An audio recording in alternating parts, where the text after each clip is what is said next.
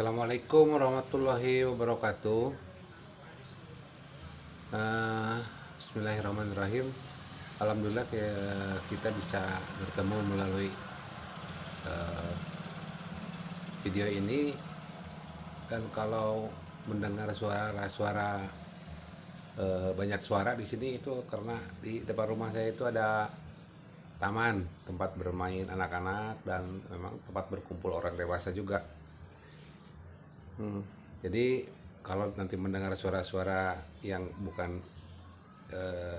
suara saya itu normal-normal saja, tenang-tenang saja. Dan mungkin juga akan ada orang yang mungkin menyapa saya harus menjawabnya ya biasa saja ya. Nah, hal yang ingin saya sampaikan saat ini adalah tentang eh, Palestina dan Israel gitu ya. Di sini sebetulnya konflik antara Palestina dan Israel itu seperti kegiatan rutin dan itu selalu terjadi berulang-ulang gitu ya. Ya berulang-ulang, kadang-kadang 4 tahun sekali, 5 tahun sekali, bahkan yang kecil-kecil itu ya tiap hari gitu ya. Akan tetapi dari seluruh konflik itu saya melihatnya ada sebuah hal.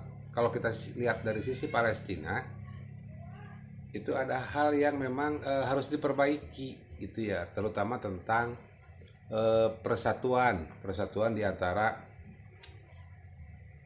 antara warga Palestina sendiri dan elit-elit Palestina sendiri gitu ya. Di Palestina itu banyak sekali kelompok-kelompok perlawanan yang ingin membebaskan diri dari penjajahan Israel. Sayangnya mereka di antara kelompok-kelompok itu tidak utuh bersatu. Sering sekali mengalami perselisihan, perbedaan paham atau bahkan ketegangan. Dan itu membuat Palestina menjadi lemah gitu ya. Jika saja mereka bisa bersatu gitu ya. Jika saja mereka utuh rekat, Israel dan mereka yang menyetujui penjajahan Israel di Palestina akan lebih sulit membuat Palestina lemah karena kekuatannya akan berlipat-lipat begitu.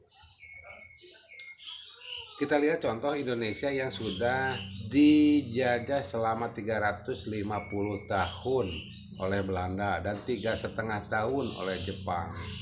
Itu perjalanan yang sangat panjang gitu ya.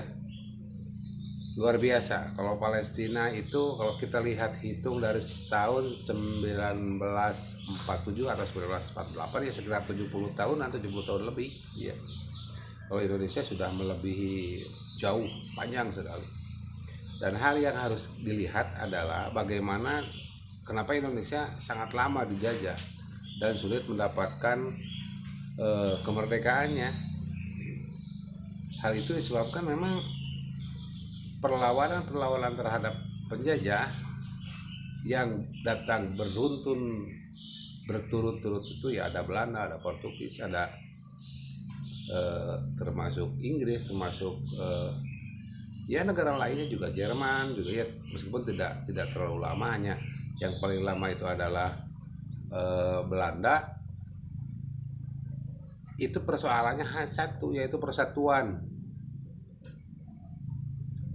Perlawanan yang dilakukan oleh bangsa Indonesia ya, itu dilakukan oleh para sultan-sultan atau raja-raja atau para pangeran di kerajaannya masing-masing.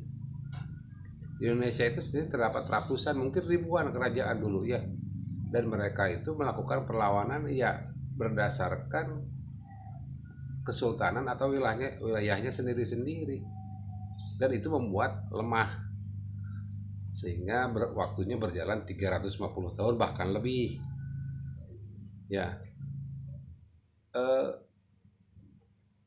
Kenapa Indonesia bisa merdeka? Karena para raja, para sultan, para pangeran, para ratu itu pada akhirnya menyadari bahwa perlawanan itu adalah perlawanan yang kecil.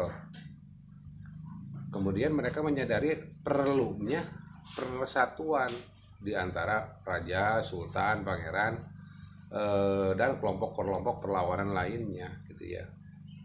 Di samping itu memang ada satu orang kuat yang dianggap mewakili kepentingan seluruh rakyat Indonesia yang terdiri dari berbagai kerajaan itu, yaitu yang kemudian menjadi presiden pertama Republik Indonesia, yaitu Insinyur Soekarno gitu ya.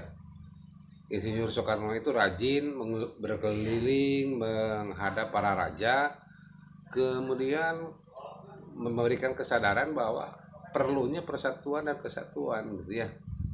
Akhirnya dari kesatuan dan persatuan itu seluruh rakyat dari berbagai kerajaan, berbagai kesultanan, berbagai kelompok bersatu dalam satu komando yang sama, yaitu di bawah kepemimpinan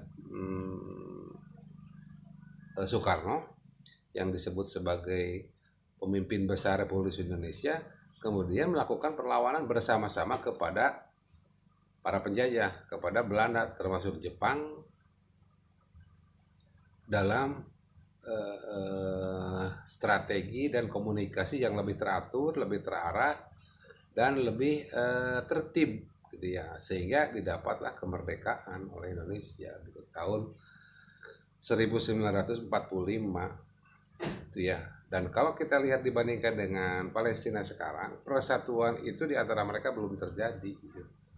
Perjuangan melalui diplomasi dan melalui militer itu terkesan masing-masing di antara kelompok-kelompok itu, dan tidak mendapatkan tidak memiliki pemimpin yang kuat yang dipercaya oleh semua kelompok itu ya.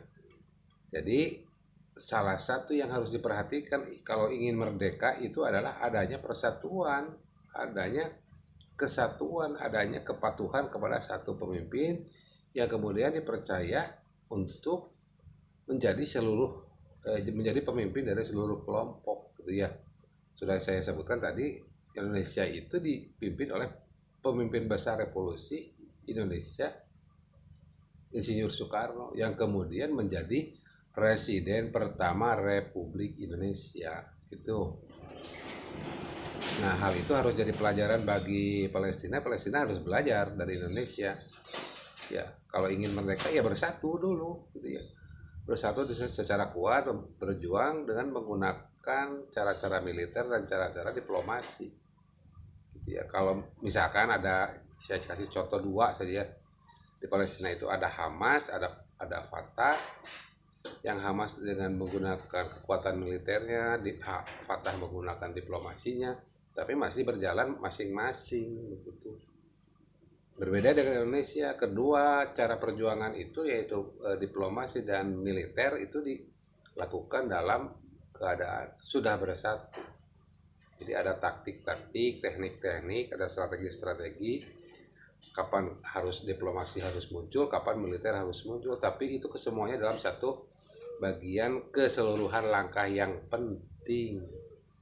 Nah, itu ya kalau yang saya lihat itu ya, seharusnya Palestina bersatu dulu, punya kekuatan dan punya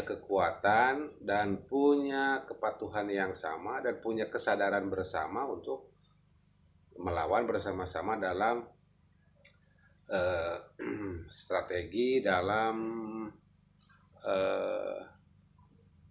dalam kesepakatan bersama di antara warga Palestina itu sendiri gitu ya. Kalau masih sendiri-sendiri ya akan sulit merdeka gitu ya. Akan sulit mendapatkan kebebasan karena mereka berselisih di antara mereka sendiri gitu ya. Kalaupun Israel kuat terus kemudian dan para pendukungnya kuat, sebetulnya bukan kuat, tetapi karena kelemahan dalam diri Palestina sendiri yang masih belum bisa bersatu, belum bisa sepaham dalam melakukan perjuangan gitu ya. Ya mudah-mudahan apa yang saya sampaikan ini ada manfaatnya, ada gunanya, ada hal yang bisa digunakan sebagai dasar pelajaran dan pemikiran bersama gitu ya. Sebagaimana janji bangsa Indonesia bahwa bangsa Indonesia itu harus mendukung kemerdekaan Palestina dengan berbagai hal.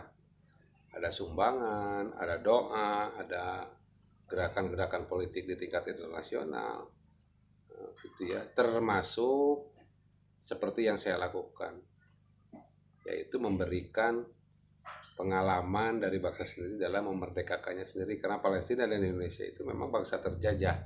Indonesia sudah merdeka, tetapi Palestina belum merdeka. Ya mudah-mudahan ada manfaatnya. Maaf apabila saya salah, dan maaf juga mungkin tidak terlalu nyaman karena banyak suara dari sana sini. Ya terima kasih atas perhatiannya. Assalamualaikum warahmatullahi wabarakatuh.